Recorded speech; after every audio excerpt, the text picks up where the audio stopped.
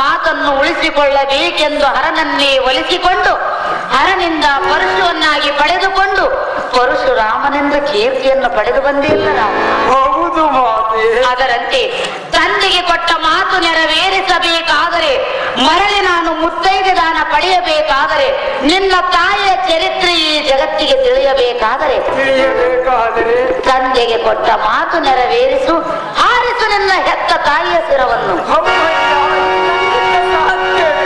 ಸಾಧ್ಯ ಮಾಡಿ ತೋರಿಸು ರಾಮ. ಆಗಲಿ ಅಮ್ಮಯ್ಯ. ಜೋಡಬೇಕೆ ಪರಶುರಾಮ, ತಂದೆಗೆ ಕೊಟ್ಟ ವಚನವನ್ನು ಪಾಲಿಸಲೇಬೇಕು. ಹೋಗೋ ತಂದೆ, ನಿನ್ನ ಆಜ್ಞೆಯನ್ನು ನೆರವೇರಿಸುವುದಕ್ಕಿದ್ದರೆ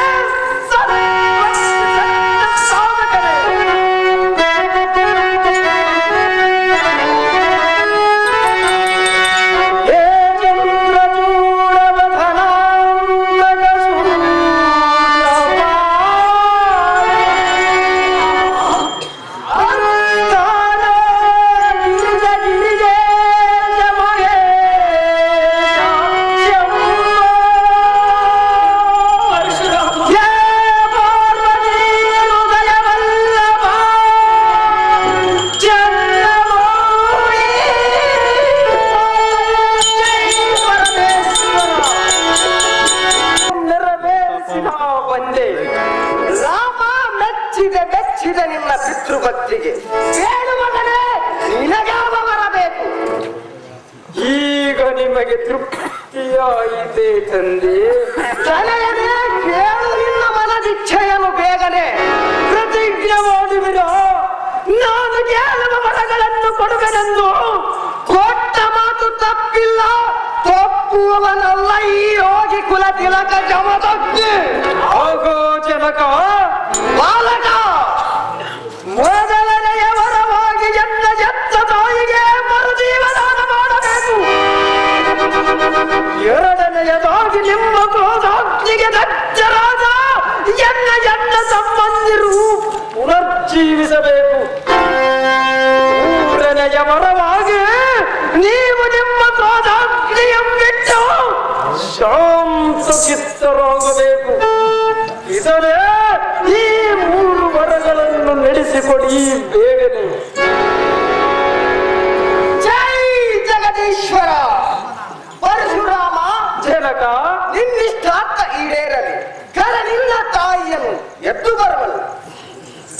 ಹೋಗೋ ಮಾತೆ, ಎನ್ನ ಜನ್ಮದಾತೆ ವಿಜನದ ಶಕ್ತಿಯಿಂದ ಎದ್ದು ಬಾರಮ್ಮ. ಈ ನಿನ್ನ ಕಂದನ ಮೇಲೆ ಬಂದ ಕಳಂಕಿತವನ್ನು ದೂರ ಮಾಡ ಮಾತೆ ಪರಮ ಪತಿವ್ರತೆ. ಅಮ್ಮಯ್ಯ, ತಂದೆಗೆ ಕೊಟ್ಟ ಮಾತು ನೆರವೇರಿಸಿದೆ, ಮರಳಿ ನನಗೆ ಮುತ್ತೈದೆ ದಾನವನ್ನು ನೀಡಿದೆ. ನಿನ್ನ ತಾಯಿಯ ಚರಿತ್ರೆ ಜಗತ್ತಿಗೆ ತಿಳಿಸಿದೆ. ನಿನ್ನ ಹೆತ್ತ ಜನ್ಮ ಸಾರ್ಥಕವಾಯಿತು ಪುತ್ರ. ನೀನೇ ಕೋಮಲಗಾತ್ರ. ಸ್ವಾಮಿ, ನನ್ನನ್ನು ಆಶೀರ್ವದಿಸುವ ಮುತ್ತೈದೆಯಾಗಿರಲಿಲ್ಲ. ಸತಿ ರೇಣುಕಾ, ನಿನ್ನ ಜನ್ಮವಾಯ್ತು ಸಾರ್ಥಕ. ಇಲ್ಲಿಂದ ಚಿರಕಾಲವಿರಲಿ ನಿನಗೆ ಸರ್ವಸುಖ.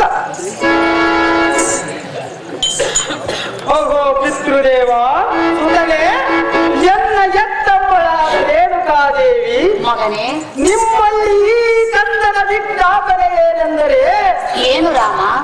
ಇದನಾಜ್ಞೆಗೆ ತುದಿ ಬಾರದಂತೆ ಎತ್ತ ತಾಯಿಗೆ ಕತ್ತನ್ನು ಕತ್ತರಿಸಿದ ಪಾಪದ ಪ್ರಾಯಶ್ಚಿತ್ತಕ್ಕಾಗಿ ಈ ನಿಮ್ಮ ಕಂದನು ಭೂಪ್ರದಕ್ಷಿಣೆ ಮಾಡಿ ಬರುವನು.